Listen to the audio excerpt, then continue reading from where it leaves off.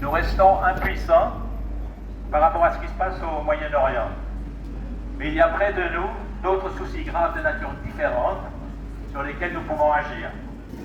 Nous devons agir ici, bien sûr, mais les menaces ne seront vraiment combattues que par des engagements sur le plan mondial, et je le dis en soulignant qu'en tout état de cause, la Suisse reste un des endroits les plus riches et les plus prospères de la planète.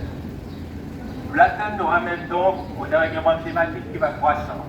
Il y aura toujours l'un ou l'autre avis négationniste, mais il est certain que ce drame y est lié. Réchauffement du permafrost, etc., etc. Je rappelle en passant que le réchauffement est plus rapide en altitude que d'ailleurs près des pôles.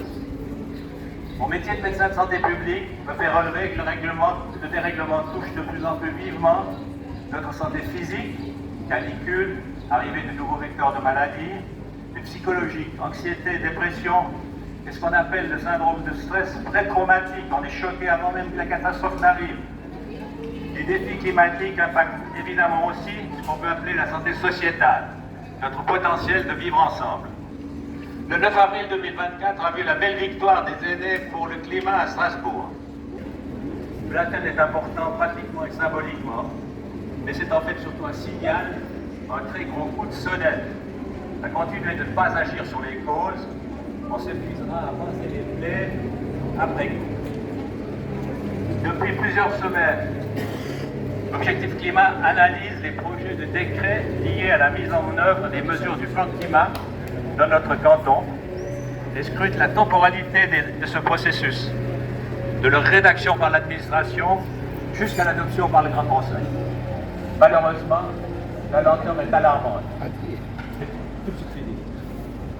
Je conclus, dans toute la mesure du possible, en concertation avec toutes les parties prenantes, sans agressivité indue, nous devons, avec l'Objectif Climat, maintenir la question climatique au de la pile des préoccupations.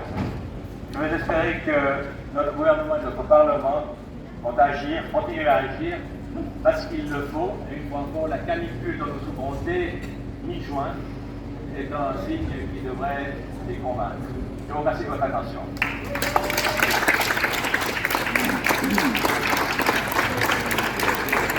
J'ai été complètement abasourdie quand j'ai vu les résultats de la votation sur le premier volet du plan climat. Comment est-ce possible qu'en 2025, la majorité de ce Conseil, principalement des personnes d'orientation de droite, mais aussi des personnes de gauche, ont pu avoir l'idée de voter contre le plan climat? C'est complètement fou, et c'est vrai que je me suis posé énormément de questions de qu'est-ce qui pouvait bien se passer dans leur tête. Alors, comme un médecin, j'ai émis plusieurs hypothèses diagnostiques, parce que je pense que c'est de la folie, c'est une maladie. C'est difficile, je pense, d'être actuellement dans le déni quand il va faire 33 degrés demain, il en fait 36 à Genève. C'est à peu près plus possible de nier la réalité quand on voit nos montagnes s'effondrer. Donc je ne pense pas que le diagnostic ce soit non plus un déni. Est-ce que c'est l'appât du gain?